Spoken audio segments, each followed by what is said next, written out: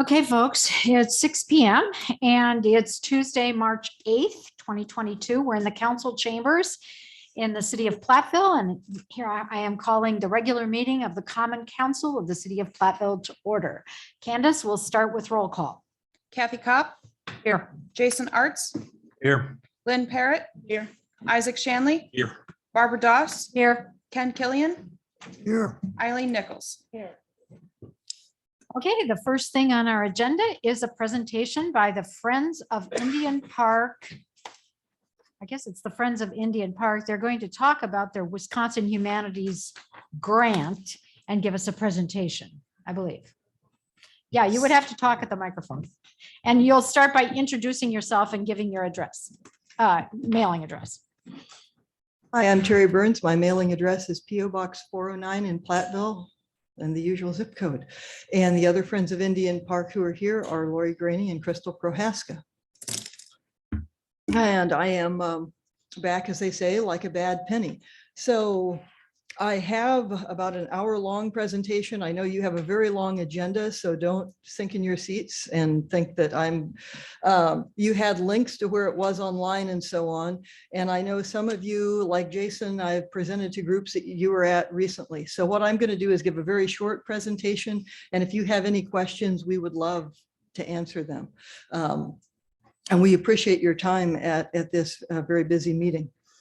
So we received a Wisconsin Humanities mini grant, and that was what was one of the many papers in the packet. We are near the end of that mini grant. One of the things, and the title of the grant, you know what, I will just say the purpose of the grant was, what is the best way to tell the history of Indian Park to the people of Platteville? Because as you all know, you drive down 4th Street or whatever, and you see what to most people looks like an empty space. Perhaps someone wonders, why is this seemingly empty space named Indian Park? And it's very hard to get other information unless you already know that information.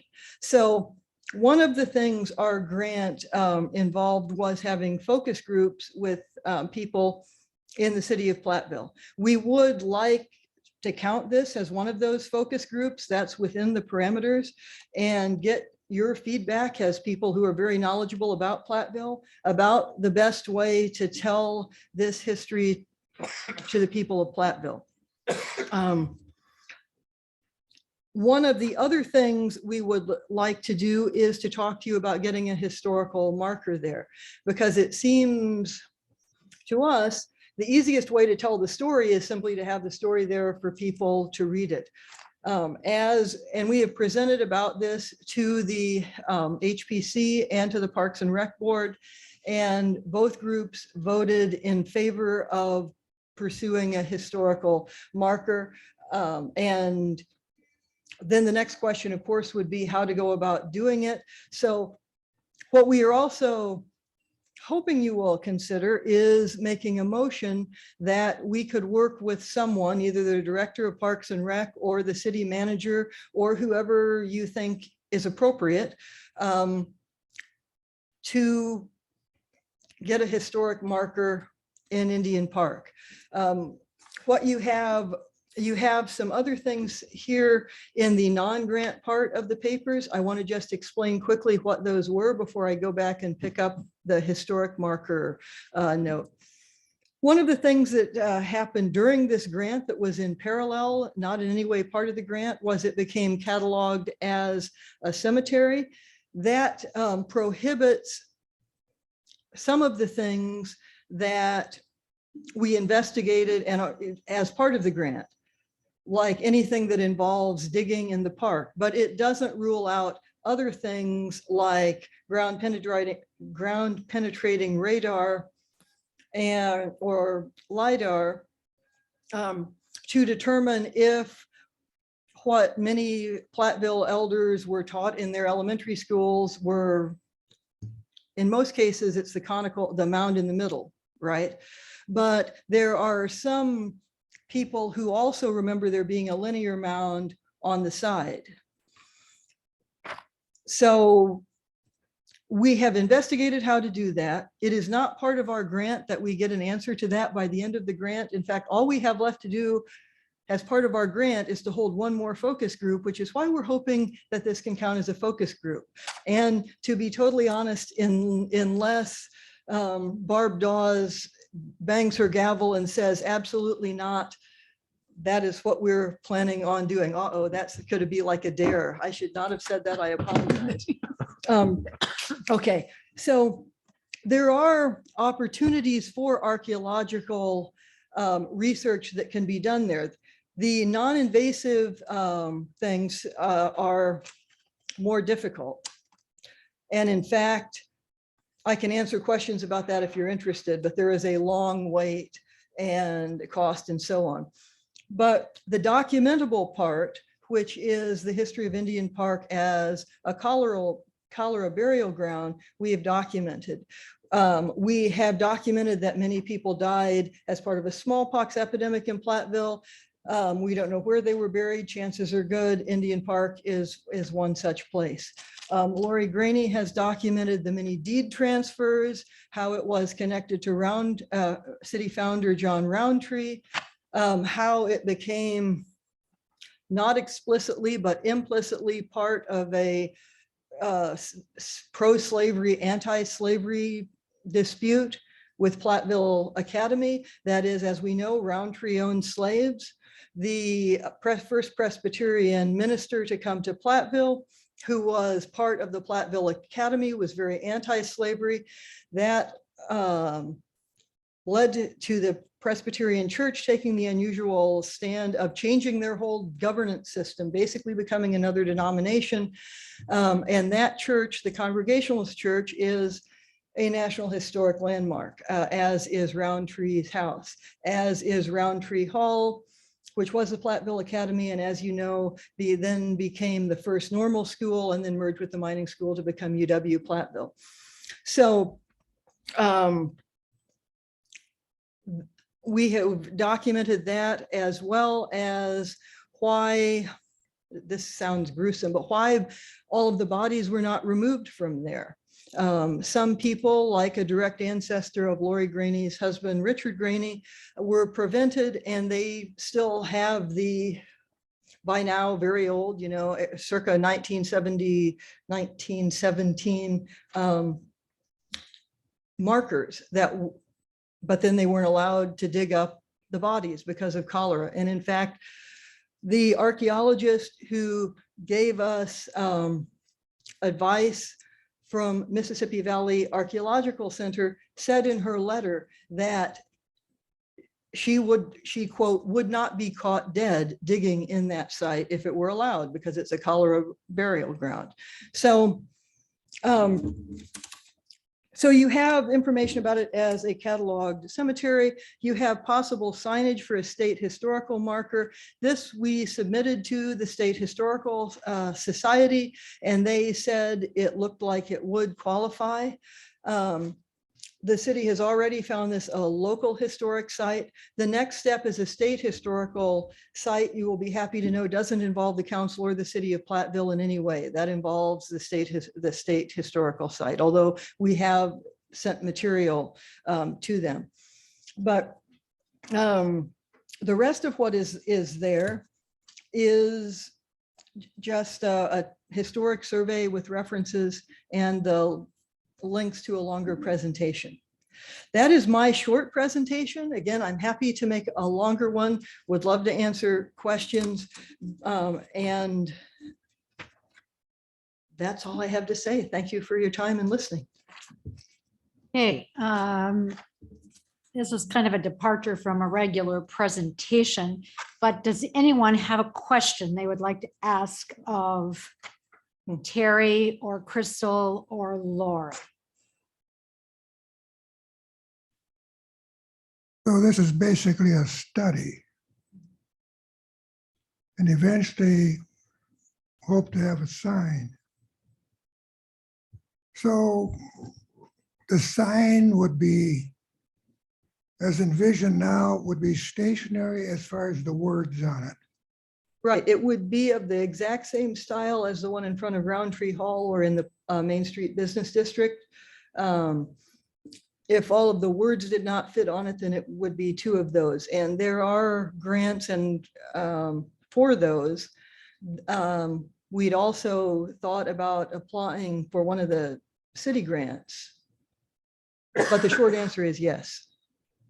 Okay, on this sign, would there be listed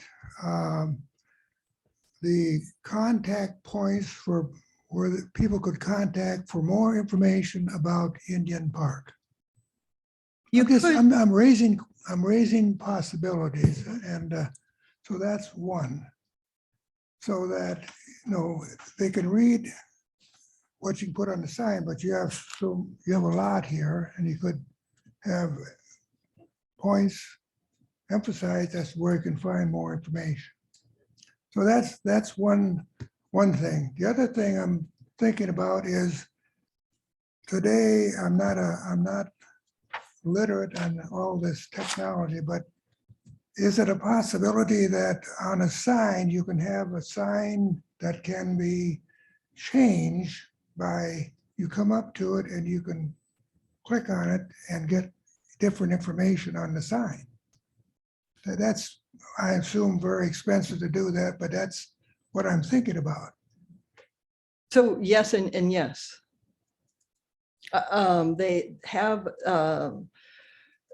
They have some of those at sites I've been to in Illinois, and I've also been to ones that claim to have it and it didn't work, and I assume because it hadn't been repaired. So yes, you could do something like that. I guess my personal thought is it's easier to have a problem with that than with a big sign. But yes, you could. Well, I bring up the point. Thank you. Okay, other people with comments, questions, or I have a question. I would just like to thank you and your group. What an incredible job this was, but phenomenal history. And great job on collecting that. Colleagues here. other comments? Okay, a couple of things. First of all, I see no reason, and I didn't see anybody rising up from the table saying that this couldn't be a focus group. Thank you. So I think that you can count this as far as You're in the clear. the heads shaking at this table say, Okay. it can be a focus group. I mean, we aren't going to take that action.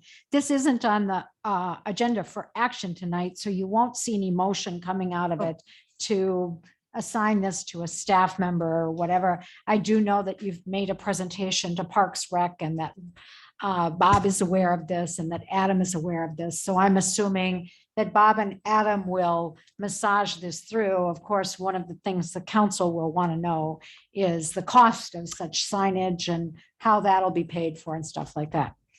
I would like to speak to the information, which I agree with Kathy is tremendous information. And one of the things that I've been bothered by recently is the fact that we don't have anybody writing history of Platteville very often. I mean, Tom Lundeen did. I've got several of his books. Tom's now been dead for a long time. You cited information from James Wilgus, who also wrote a lot of history of Platteville.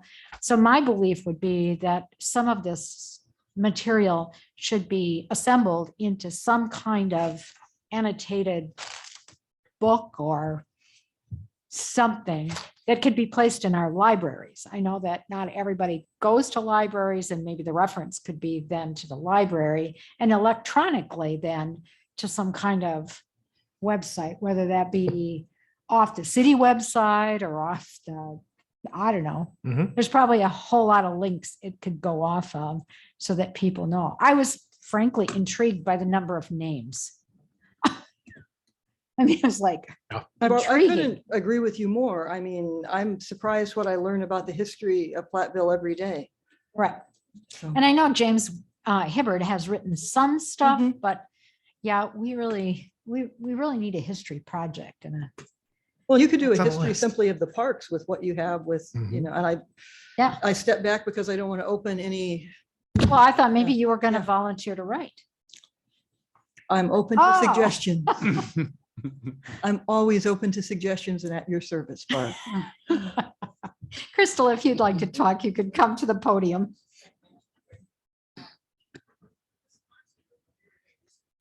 Down there too. There's the Pickard papers, there's John Holman wrote papers, the Roundtree papers. Yeah, it'd be nice if we could put them together, but there's a lot of, and then there's Dixon, the Reverend from the church. It's a lot out there. I think Mrs. I can't think of her name right now. It's escaping me. She wrote about the history of Platteville too. So there's quite a few sources that There's, would be nice if they were compiled. oh, and here comes Lori.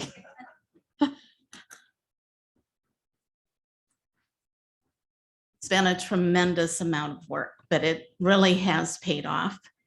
And when you see what's to come, if we can get some writers, it's incredible.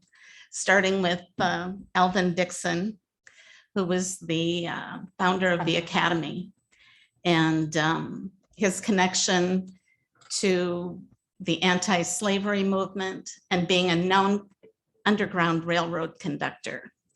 He was an Underground Railroad conductor when he lived in Quincy, Illinois, and from Quincy he moved here, and it just snowballs.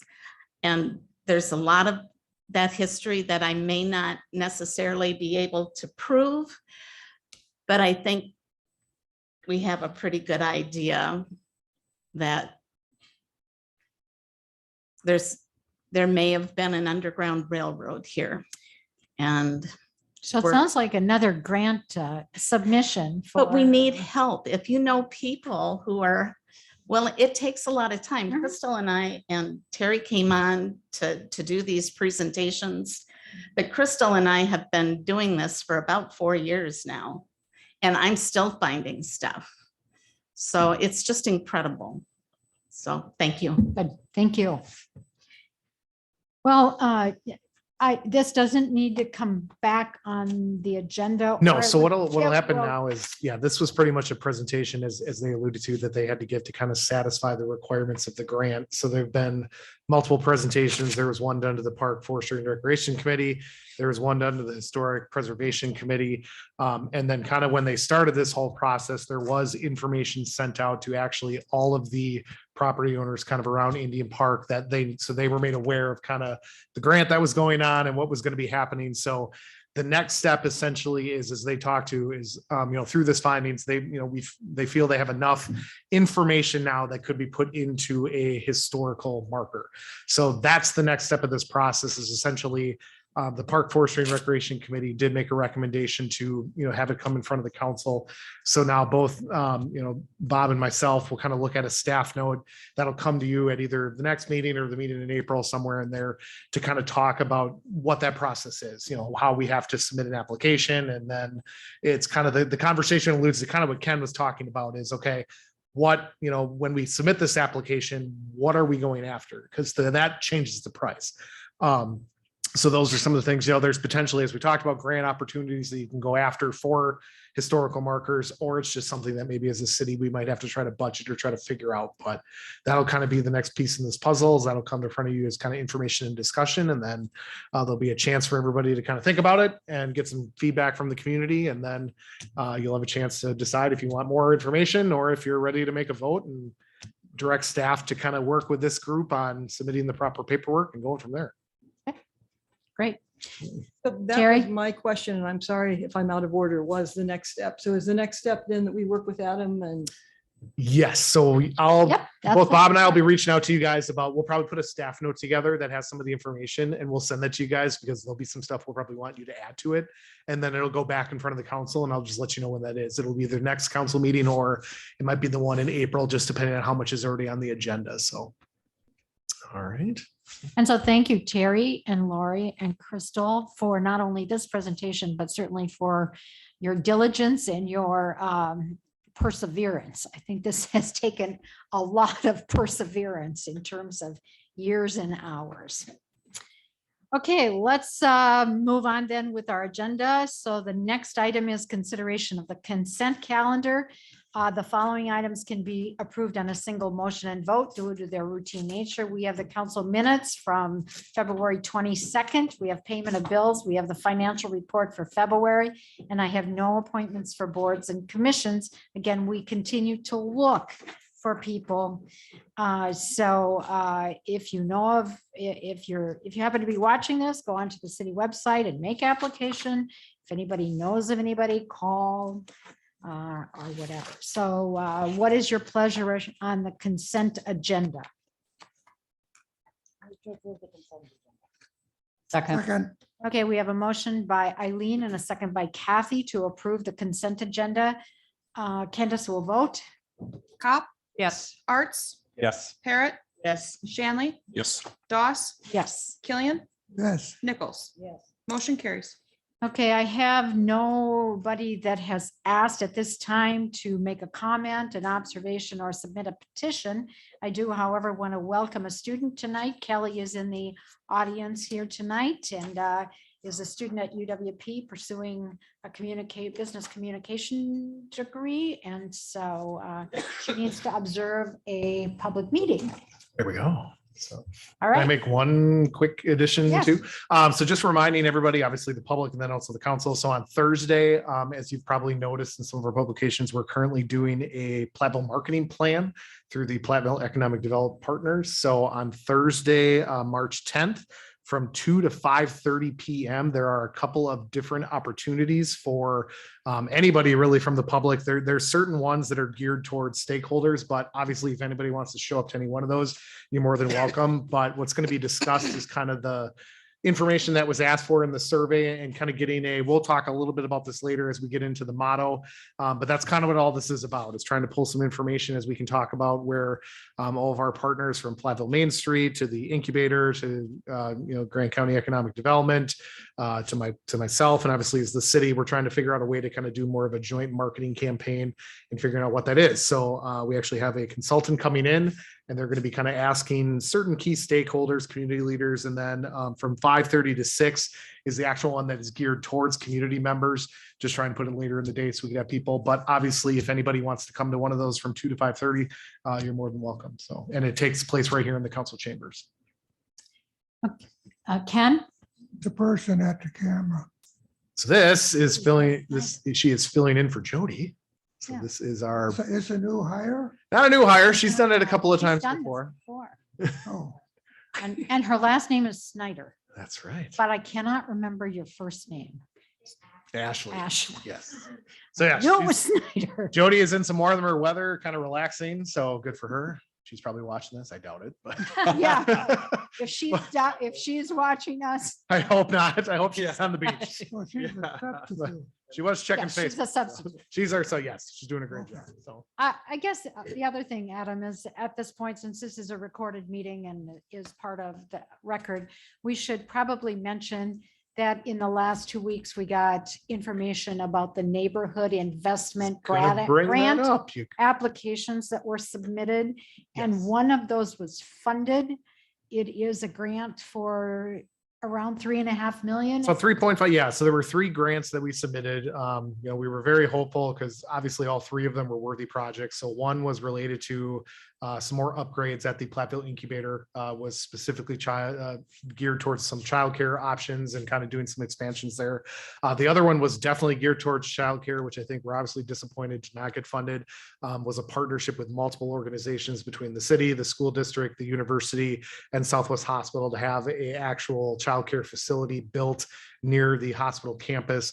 And then the third one, obviously, that we were very excited about was a partnership with Family Advocates for about $3.5 million to construct a new domestic violence / homeless shelter. So that actually we did receive the grant for. Not officially. I mean, we officially got notified, but now we're kind of doing the behind the scenes stuff where there's paperwork and things that we have to officially sign. So there may be something that might come back to the council as an official document that you may have to agree to. I'll find out more about that. But we had to basically send some information in this week. It was due on the 11th. So I did that already.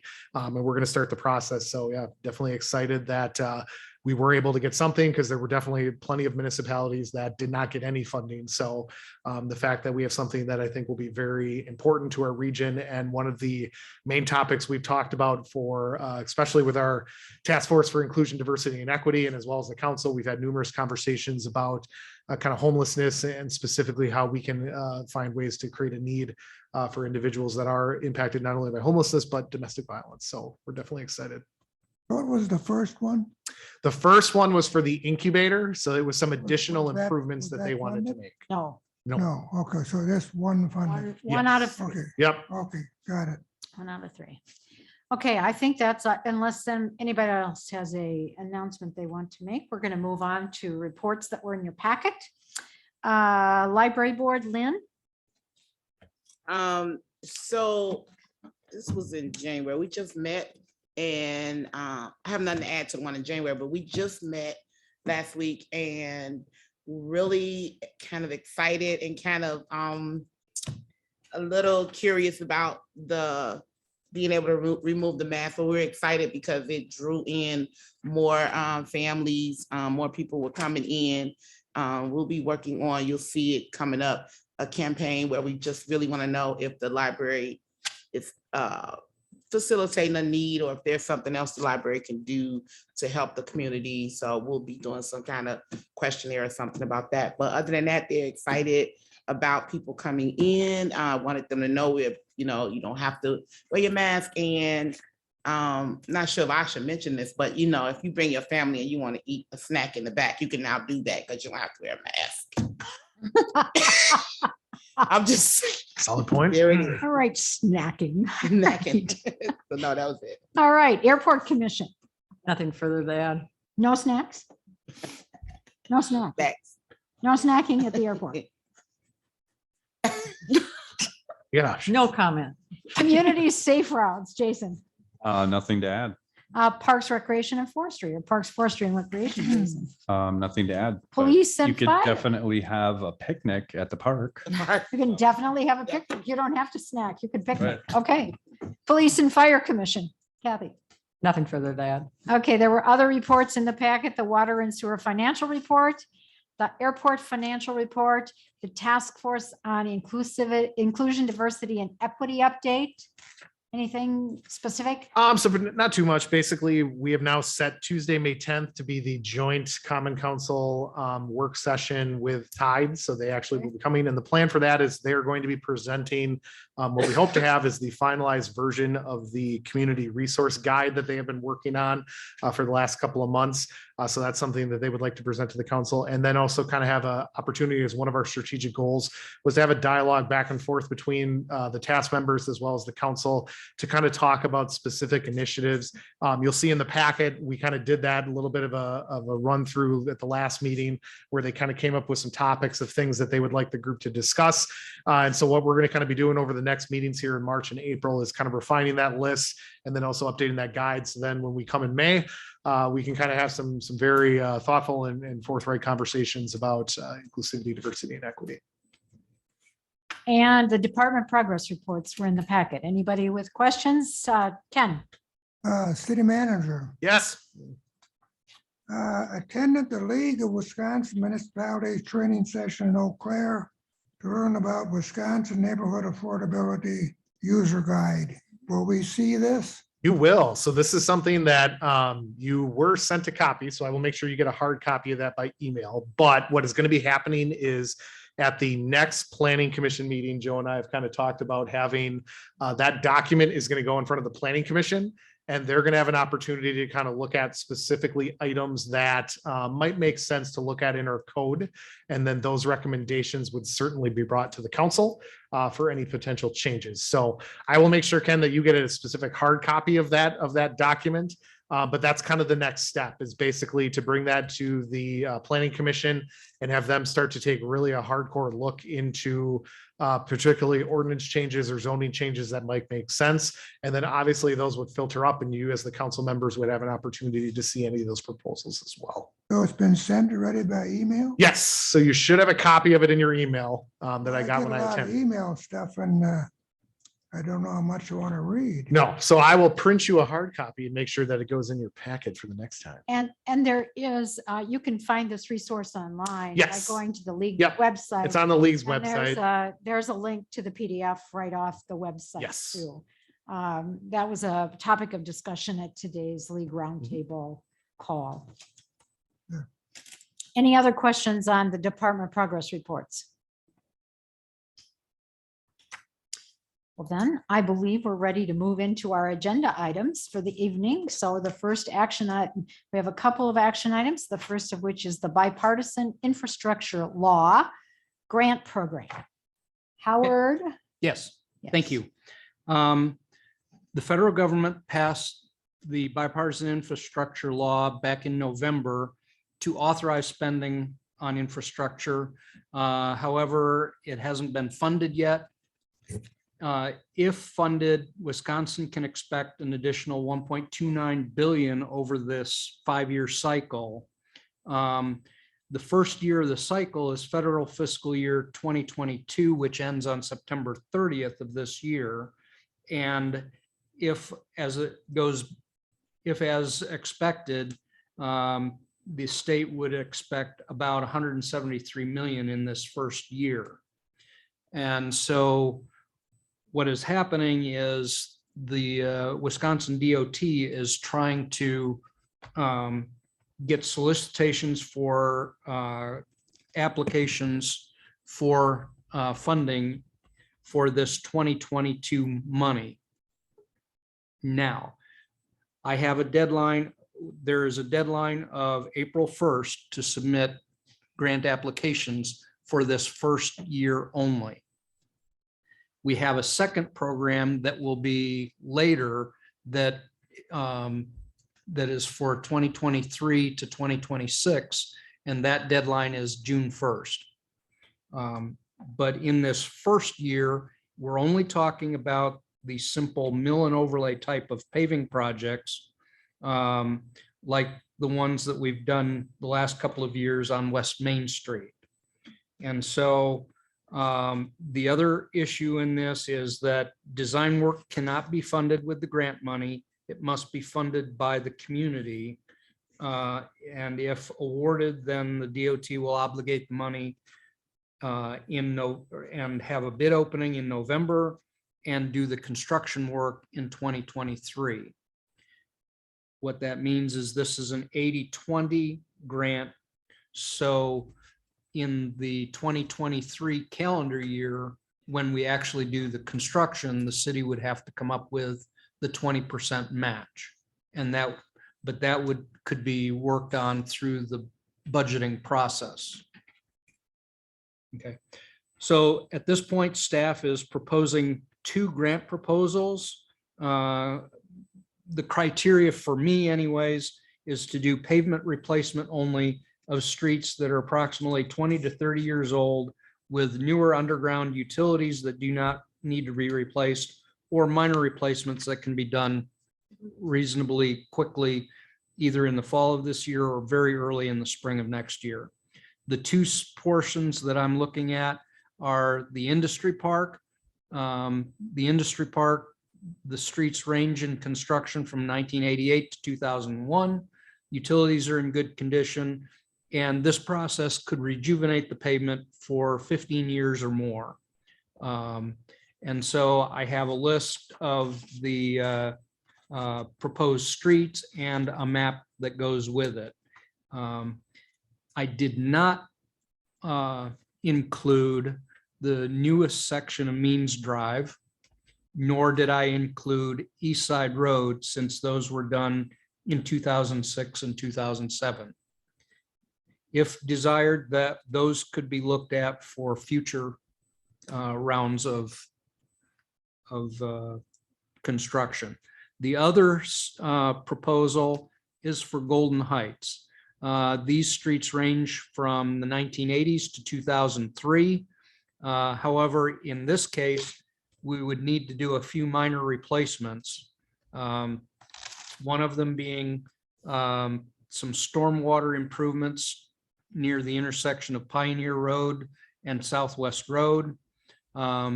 replacing some metal storm sewer pipes in pyrite from Vinegar Hill down to the cul-de-sac.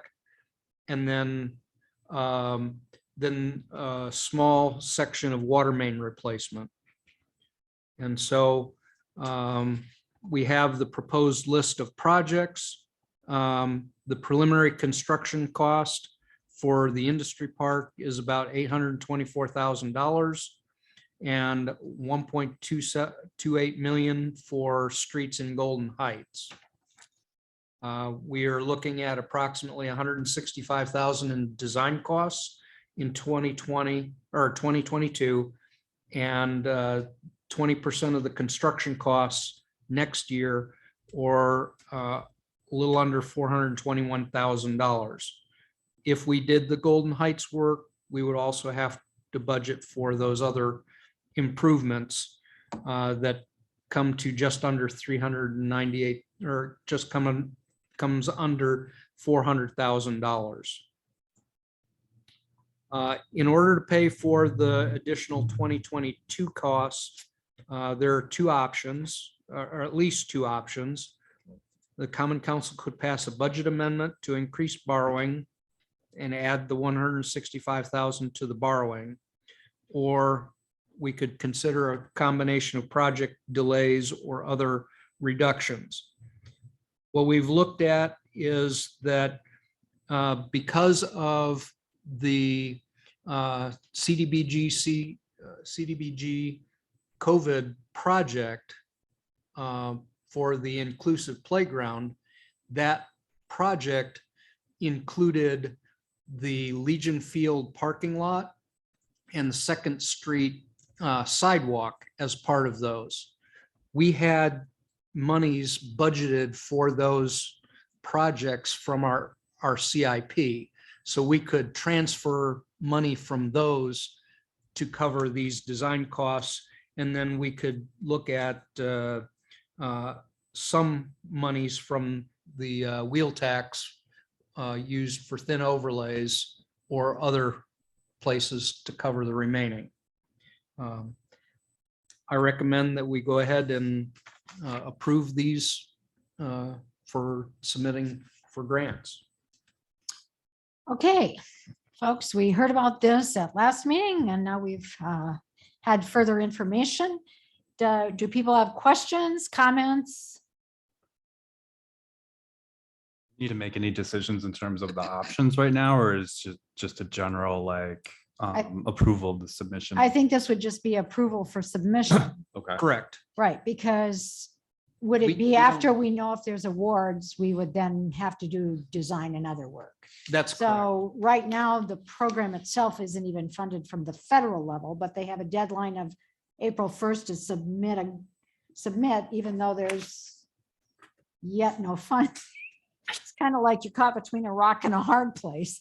So, but then after we learn if there's funding, and then after we learn if our project is approved, then we would deal with the money. Correct. Thank you. Okay. So other questions?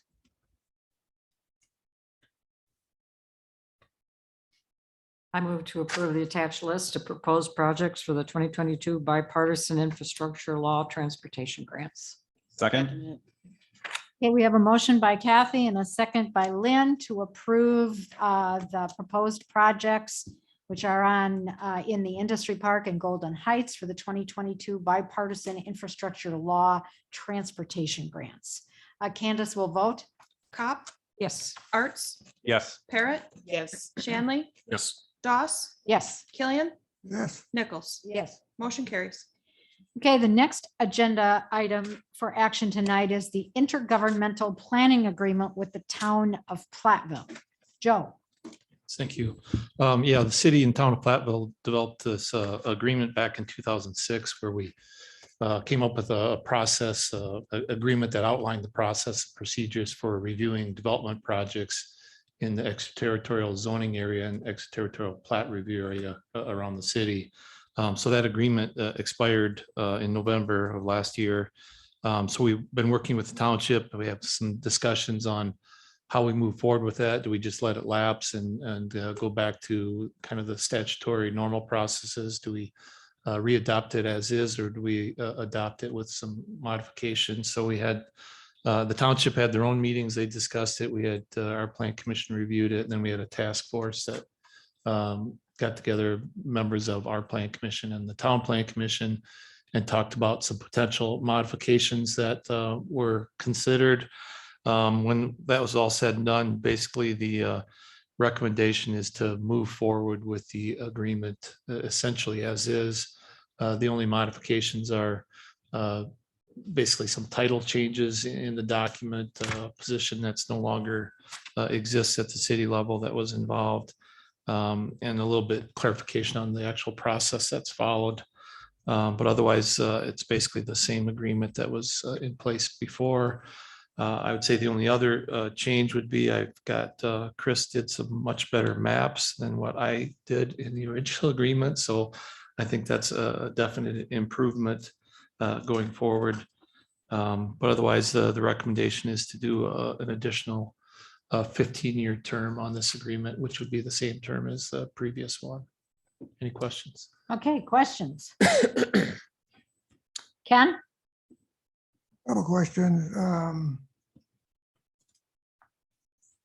As far as an agreement, I've been wanting to find out whether this development next to the cemetery is something that the city and the township agreed upon to do. In other words, when I go south,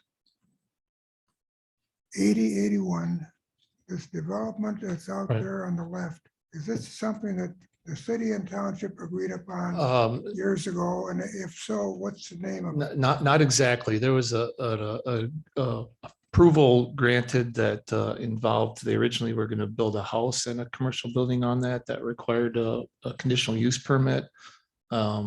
So they decided to cancel the residential portion of that project.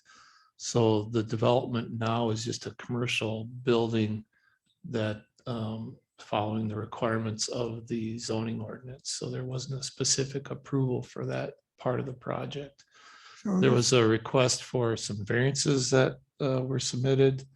And the latest one that went through was denied by the joint Board of Appeals regarding the setbacks. Otherwise, it's a construction project in the township. So the permitting for that project is through the township. do they have a requirement as to how soon they need to finish the project? Do you know that? If it's a commercial building, they would have a deadline from when the plans are approved until it's completed, but then they would just have to resubmit. But otherwise, I do not believe they have a timeline as to when it's got to be completed, at least not at the township level. Okay, my next question is going toward Lancaster. To me, it looks like a salvage yard out there. Is it a salvage yard on the right-hand side of the road? I see old vehicles. Is this a salvage yard? You know, We have a in salvage my yard. opinion, I think it is, but according to the owner, it's not. I don't know remember how he classified it. He's basically storing the vehicles there. But to me, it's the same as a salvage yard, but yeah, it's a property that's zoned commercial. It's kind of a remnant property from a previous again, commercial use. Is this a property that the city and the township have not agreed upon yet? Yeah, it's a use that's never been directly addressed. I brought it up to the township many years ago. And at that time, they had no interest in pursuing enforcement of it. So I never pursued it further since it's a township property, not a city property. So it's in the town, it's not in within the city limits, Correct. How about it's within the ET? Correct. but not within the city limits. Correct. No, but we have an agreement and as far as things done between the city and the township and the ET, don't we not? Right, regarding applications for approval, and there's never been an application for approval that's been submitted. Okay, My last thing is I wanted to bring this to the attention of some of the new council members. This is City and Township of Platteville Smart Growth Comprehensive Plan. So Joe, you might have copies of this that you can loan to council members so they can read this. I believe I still have a box with some of those in it. Yes. Yeah. Unless Shannon It's got rid of it. it's very informative reading. And I certainly encourage you to look at it. And Yeah, and Howard just reminded me, it is actually on our website too, if you. and the website too. Yeah, and isn't it part of the, it's actually mentioned during new council member orientation. Yep. And people are directed to it during new council member orientation, right? I like a hard copy because I get tired of watching the computer going round and round and up and down. Okay, any other questions on the intergovernmental planning? I'm trying to get back to what it's called again. The intergovernmental planning agreement with the town of Platteville. Other questions, comments? Otherwise, are we ready for any action? The City and Town of Platteville Intergovernmental Planning Agreement. Second, Okay, we have a motion by Eileen and a second by Ken to approve the intergovernmental planning agreement with the town of Platteville. Candace will vote. Cop, Yes. Arts, Yes. Parrot, Yes. Shanley, Yes. Doss, Yes. Killian, yes. Nichols. Motion carries. Okay, we have 4 items on our information and discussion agenda. The first of those is the award of contract 1-22 Hickory and Gridley reconstruction. Howard. Yes, thank you. As titled, this project would reconstruct South Hickory Street from Southwest Road to Gridley Avenue and Gridley Avenue from South Hickory to South Chestnut Street. The base bid includes water, sanitary, storm, sewer, street for the entire length. It includes sidewalk on the south side of Gridley Avenue, connecting South Chestnut to Valley View Park, where that sidewalk connection goes in. Alternate A would be to install sidewalk along the east side of South Hickory Street along the south house frontages until approximately 485 South Hickory. We would create a street crossing and continue on the west side to connect with the existing sidewalk at 515 Southwest Road. Alternate B would be to install a new chain link fence instead of just removing and resetting the existing fence there in Valley View Park. Currently there's a sidewalk along Roundtree Commons at the base of the retaining wall. So in the base bid, there would be a sidewalk up on the top of the hill. And the alternate A would allow persons to walk and can make the connection with Southwest Road. As I said, the base bid would require the contractor to carefully remove the current fencing and reset it, or alternate B would pay for new fencing. We budgeted 1.125 million, 625,000 from the city and 500,000 from water and sewer. We have a breakdown here, and the project is under budget, including all alternate bids. So the low bidder is G Pro Excavating. They've done good work for us in the past, including Market Street and the Business 151 sidewalk project in the last couple of years. The sidewalk in front of Culver's on Business 151. Yeah. Was from the corner past. Okay. Yeah. And like I say, and they also did the Market Street reconstruction the year before. So they're a good contractor and we would recommend that. Dan is here in case you have any other specific questions. Okay, folks, you have in front of you the recommendation to award the bid for the Hickory Street and Gridley Avenue reconstruction project. The base bid plus alternates A and B, that would be for the sidewalk and for new fencing, chain link fencing at Valley View Park. Questions? We aren't taking action on this tonight, but any questions anybody has?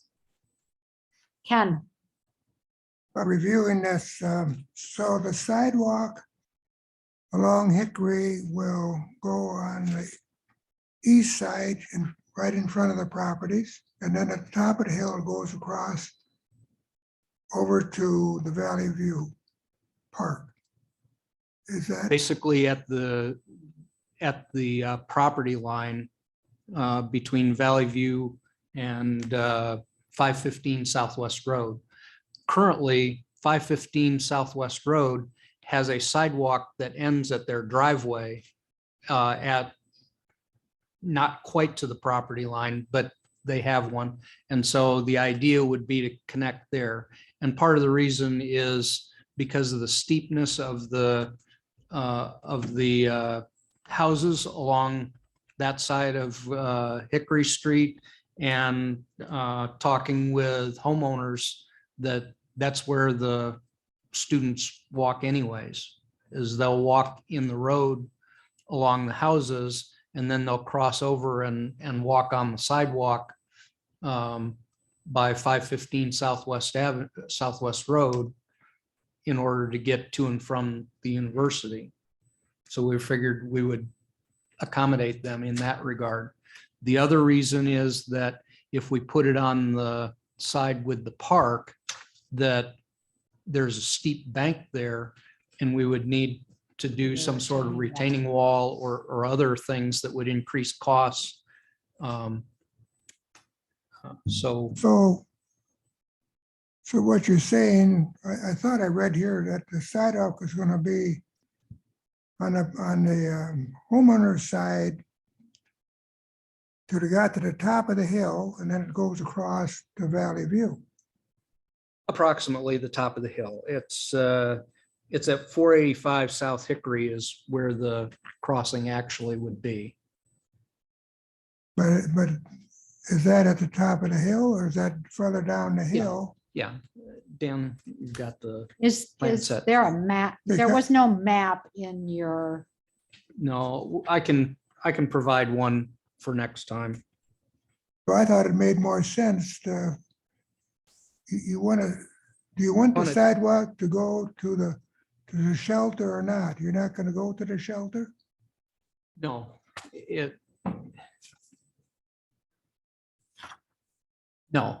I mean, the You're idea would be to- you're walking on Hickory, but you're not gonna go to the shelter. You don't want to, you're not gonna provide access. They have to walk across the lawn to get to the shelter. which is what they do that now would be from correct. South I mean, Hickory. Right. yeah, but on the Gridley Avenue side, they would walk on sidewalk up to the top of the hill where the current sidewalk is that connects back down to Marquee Avenue. And that connection is there, would be there. And then the sidewalk crosses Gridley at that point onto South Hickory and goes in front of 695 and 665 and all of those. Okay, and then it crosses back at 485, 485, which is just by the curve. yes. Dan, you want- So you're gonna have a map next time. yes, we will. A map next time would be good. I've looked at it and Is that road being widened at all or any? No, That road is very dangerous. I don't know if any other people think that, but when people are parked on that road, I use that road probably more than other people, but it seems to be dangerous. I would agree. And the reason for it is not sure what to call the curve. So we were calling it a fish hook because it kind of goes it kind of just loops around like a fish hook does. And so initially we were trying to work with the property owner at 515 Southwest Road to try to straighten it out. It's actually not usable land, or they don't currently use it. They just mow it. So we had it straightened out. It looked great. But then at about a week before we went out to bids, they came back to us and decided that they weren't interested in working with the city on obtaining an easement or the right of way through there. So unfortunately, we have to put that fish hook back in there.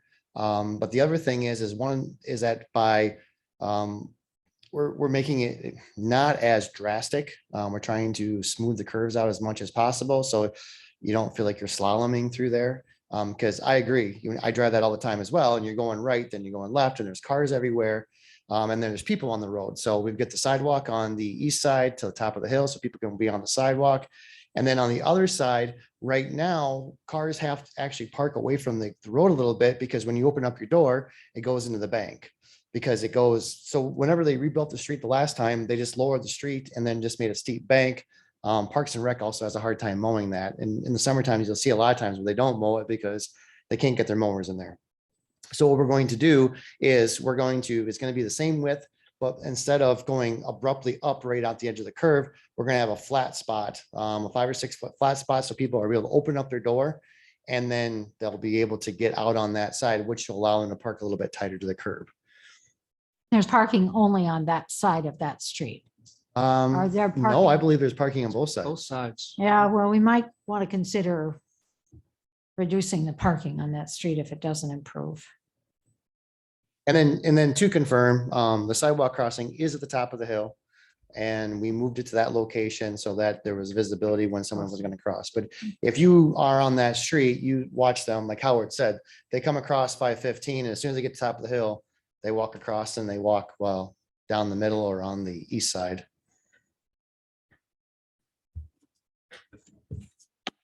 And bring a precise map.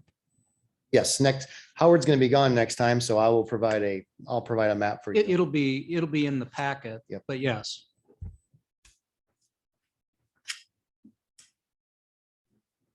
Okay, I would say this road is definitely in need, so. Okay, any other questions on the South Hickory Street, West Gridley Street reconstruction project for either Howard or Dan? Kathy? Just a little, just for clarification, Howard, the grant that the application process that we just approved, is that anywhere near this for the Gridley? Or am I getting that confused with?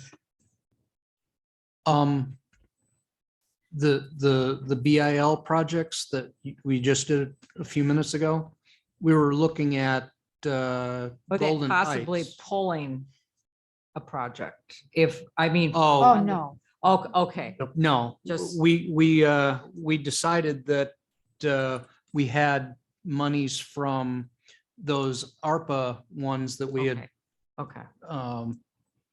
got the other grant for. And Dan, Okay, and Dan, Isaac? you're talking about that 5-foot flat spot. Is that can go all the way the length of Hickory then with the park, or? For the most part, yes. Yep. I guess I was just looking at as, the most majority of people that would use the sidewalk would be going to a park. And if we're looking at a sidewalk on the east side of the street, you're crossing 6 driveways all the time. Whereas on the park side, you wouldn't be crossing any driveways. If there's a way of putting the entire sidewalk over on the west side on the park property, it's not going through landowners. Yeah, we talked about that with Luke and then now Bob about it as well. And typically we want a terrace in there. And so by the time you do that, on the other side, there's gonna be a 6-foot terrace. So if we put a 4 or 5-foot terrace and then a 4-foot sidewalk, we're just gonna be up into the park. We're already gonna be doing some grading on the corner anyways. And so what we're also doing is we're lowering the street because it has a pretty good warp coming across the street, especially in that corner. So we're trying to make it so it's a little bit more manageable. We're already going to the park quite a ways, and it just pushes it back even further. One, yeah, I understand what you're saying about utilizing the park, but we had some conversations about that. And one of the concerns we have is now we're going even further into the park with the grading. Ken? So this is gonna stop when Hickory gets to Southwest Road. You're not gonna go beyond Southwest Road on Hickory. Okay. That street was reconstructed around 2012, 9, 12. Hickory Street, north of Southwest Road was done in 2009. And then we're not crossing South Chestnut with Hickory, with Gridley either. No, we're not. It's actually a project where we Yep, canceled the overlay. which was the best thing we ever did, because that road has done nothing but get worse. For some, but I don't know why I drive on that road. Thank you, Dan. Thank you, Howard, and we'll see this on the agenda then for action at our next meeting, March 22nd. Let's move on then to the next information and discussion item, which is the city motto submissions. So this is something that potentially will be coming back for an action item at the next meeting, is the intention. But what we did is, this has been for a couple of meetings now, we have been kind of looking at the submissions that we received in Q4 of 2021 from the public, as well as the submissions we received from council members and then also from employees. And we put all that list together, and that was presented to you at the last meeting. And then the assignment was, I had put out a survey that went to all council members, as well as anybody who was a city employee could also submit to that. We ended up getting about 40 responses from employees and also the council. And so what we have right now is, if I was asking you to make a recommendation or a decision today, based on the top 3 selections that we have received, the ones that would be going out to vote for the community would be small city, big community. Pioneering the good life is still one that is everybody seems to be a big fan of. Nothing wrong with that. And then gateway to the Badger State. Those were the 3 that received the most votes so far. There were a couple of other ones I put in there as well that received 6 votes, just so you could kind of see. Some of them had kind of a driftless, theme or vibe to them. But the intention would be now is during our, as I kind of alluded to earlier, on the 10th here, we are going to be having a discussion with the marketing consultant. And one of the questions that was in their survey that was kind of done was also the opportunity to talk about kind of, when you think of Platteville, what is the typical slogan or kind of motto? So I'm interested to see what the results of that survey kind of brings back. But the plan right now would be at the next meeting to have an action item where, at this point in time, unless nothing changes, we'd be looking at potentially these top 3 being the recommendation that we'd be asking the council to essentially green light. And then that would go in front of the community in the entire month of April to kind of vote on. And then whichever one is kind of the vote getter will be the one that would be announced at the May 10th meeting. And then that will either be our current slogan that we've been using, which again, nothing wrong with that, or potentially we'll go in a different direction. So that's kind of where we're at with that. And then also at the next meeting, we'll bring back kind of the synopsis of what was talked about at the March 10th meeting. There may be some additional items in there. So, I mean, we have 3 right now that potentially would be good ones to go forward. But if there's something where as a council, you feel, oh, we really think that should be, some of these other ones, we can have that discussion too. But that's kind of the plan. Okay, questions? Hopefully everybody submitted your votes. All right, next item for information and discussion is the budget amendment from the for Parks and Rec, and this has to do with the Recreation and Community Events Coordinator position and the City Hall office assistant. Nicola. Thank you.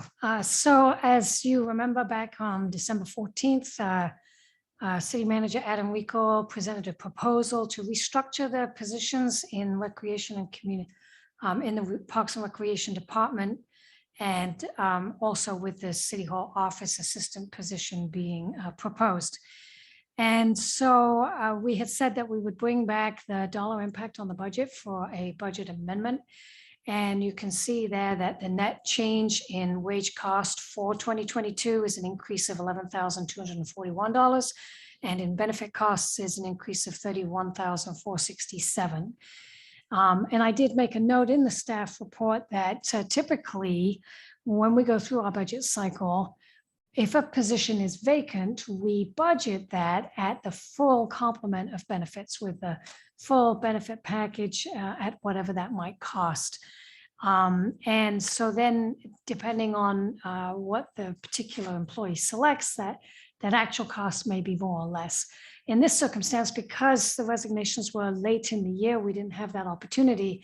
And so you could say that the overall analysis is a little bit unfair because, you know, we've had to incorporate the actual change in benefit package in a way that we wouldn't normally have to do in this situation. But that is the impact on costs. And as you know, the position is going to be, the City Hall office assistant position will be allocated 50% to the general fund and 50% to the utility. And that will come up at the Water and Sewer Commission tomorrow evening. So any questions about any of that? Questions? Cost to add people. Sorry? I said it costs to add people. It does. Yeah, it does. Yeah. Okay, if there are no questions about that, then we'll go to our final information and discussion Madam item Kathy? tonight. I don't, well, it is a question, but indirectly related. I see that this is, the cost would be covered by the general fund reserves. Seeing as how this is early March yet, I have to voice a concern as far as the general fund reserves have,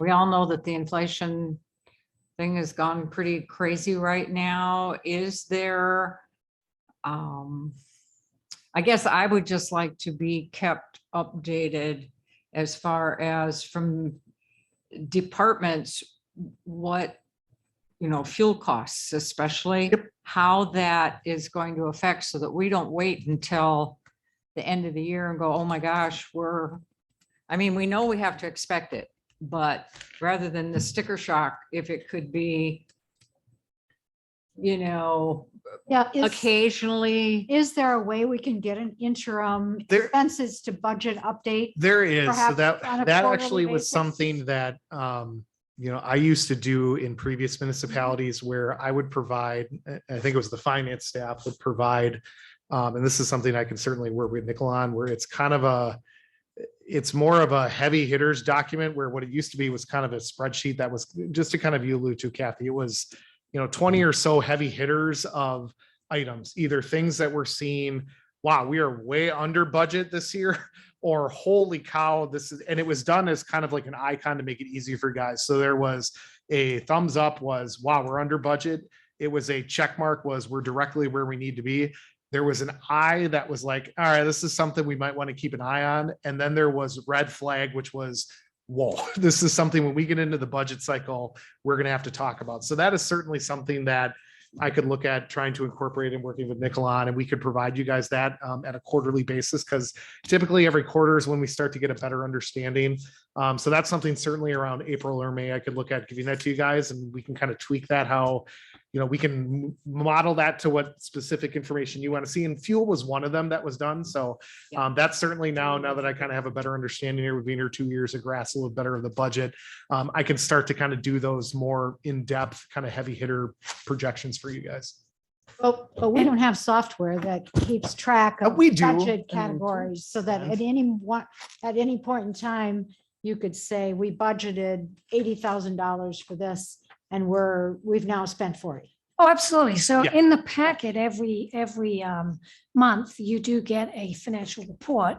Now, it is rather in-depth. It's every single line item in the budget. So it can be a little overwhelming to look at, and definitely Adam and I can work to put together a summarized version of that. In fact, one of the things that we had wanted to do in the past, and we'll need to work with our software vendor again, is to, we can actually summarize that report so that you would have total revenues by category and then total expenditures by department. So for example, if I was to pick on Adam, and I'm just looking in the packet that we have right now, the city manager's office for February, you can see there the period actuals, the year-to-date actuals, the budget amount, and the variance. So right now, the total budget for the city manager's office, picking on Adam, is 160,000. And right now, 137,000 of that has not yet been used. So that information is right in your packet. And you can see by line item for those departments, how much has been spent in each line item and how much that varies to budget line by line. So yes, we absolutely have that information. You have it in the packet, but we'll work on summarizing Yeah, it so it's a little there's- more That would user friendly. be- Yeah. Okay, thank you. Okay, so now we'll go to our final information and discussion item, the 2021 annual stormwater report. That's correct. Enclosed in the packet is our 2021 annual report. It's a DNR requirement.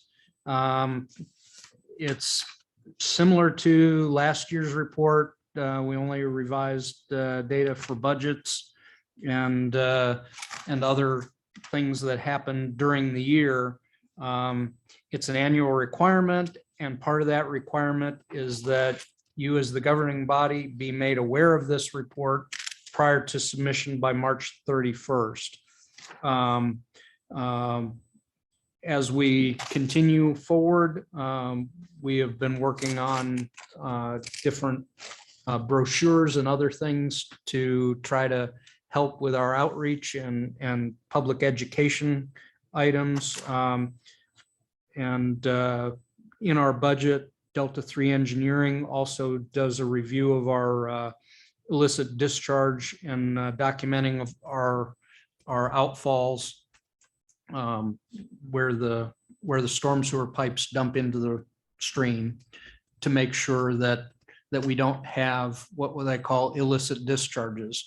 If it's been dry for a week and you've got a storm sewer pipe that's running, that's an indication that something's wrong, that there's stuff going on. And in this report, we found no indication of that at this, for this last year. So there is no action necessary. I'm here and Dan's here for any specific questions you may have. Okay, folks, we won't see this again. This is provided as a requirement before submission. Does anybody have questions about the annual stormwater report? Yes. Ken? Now, I'm looking here for it. Well, the first, I don't know what you people received. I got a hard copy. It said for information only. And so that means it doesn't require approval by the city council. That's correct? That's correct. There's no action. I thought maybe we took action on it last year. But I first searched for to whom this is going to be sent. And then I finally found it at the DNR. Correct. So I'm looking for the number 55. 55. It's here. It's under 3. Now, these are outfalls. Now, an outfall, for example, Yes. I take United Methodist Church, right, by 81. So they have an outfall that passes underneath 81. Is that correct? And so then that Yes. keeps on going. So there's, do you count as an outfall there, or is the outfall finally counted when it gets to water, dumping water into the Roundtree branch? I believe it's counted both, isn't it? Yeah. Basically, wherever the storm sewer daylights and opens into a channel as what you were saying there, that would be an outfall. Okay, And so we have 55 counted ones. You know, we've got like the extremely large one at the end of Water Street, and then we've got all these little ones that are around. now, is there a program to make these better as far as discharge? To control the flow? For So example. not better, not better water quality, but better, Well, a more controlled flow. controlled flow. That's a different issue. Is there a program for these 55? I think Dan, one time you gave me a whole list of them. Now, do you have is the city supposed to have a program to start doing better control of the discharge? That's part of our permit. Yes. If you want to get up and talk, that's fine. But it is part of our permit that we are supposed to work toward a reduction of pollutants as from these outfalls into the Roundtree Branch. Any new developments have to control the flows that come off of their site. But I don't believe that we have a requirement for flow control for existing items. Yep, Howard's correct. I mean, basically what the purpose of this is about water quality, not water quantity. However, when we do the outfall inspections, if we see something, we notify Howard. He gets I don't know, it's 100 pages long or whatever it is of, the assessment of the outfall, whether it's, and a picture of it, so he can kind of track it from year to year. And some of them have been in disrepair. And I think, Ken, you're talking about the ones that have scours or there's no end wall or the riprap's gone or it's full of debris, that type of thing. And while that's, not technically part of the program, that's information that they, that's sent it to Howard and he can forward it on to the streets department. It's just a matter of time and funds to fix everything. So a lot of them, the end wall is detached and hanging there, and then and there's no riprap there anymore. The riprap's gone, that type of thing. Is that kind of what you're alluding to? Yes. Okay. Yes. Well, that's not technically part of this. End. Yeah, well, technically that's not part of what we're reporting here. Obviously, that does impact, erosion and sediment. It's just a lot of times it comes down to funding, and there's more issues upstream. Things I see for a problem is just simple leaves. You come at different times, and so you catch some of them and some you don't, and they go into the catch basin, and so they come down and you send them on to the Roundtree Branch, for example. Well, that is leaf collection, I think, is one of the practices that we get credit for, is because the city does go around and collect leaves, whereas a lot of municipalities do not. So that is a bonus for Platteville. A bunch of them that are missed. Yes, you're right. We don't get every leaf that falls. Sorry. I mean, every leaf, but. Okay, anybody with any other questions? Then I have a little English one for you. It's on the same page. It's under G. I thought I'd bring it up for the sake of, I think, grammar. And it says, how many of the following enforcement mechanisms did the municipality use to enforce its illicit discharge ordinance?